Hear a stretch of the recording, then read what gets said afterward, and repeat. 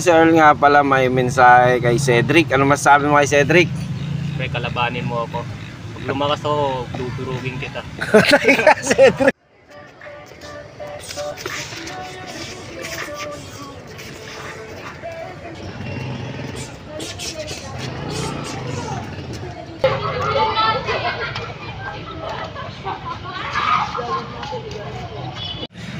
Yan guys, dito kami Manila is yan, ang dami na namang bagets dito, mga nagpa-practice sila sa sayaw.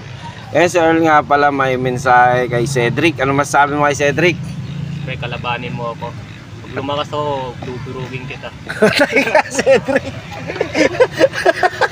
Seryoso si Earl na bugbugin ka.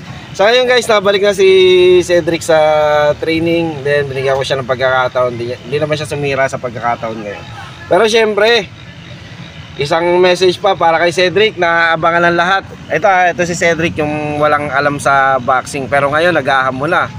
Masabi mo na kay Cedric? Manda ka. Manda ka na lang. Cedric, kumanda ka daw. Kita-kits kayo dito sa Manila is ready natin yung sparring nyo. Okay, let's go!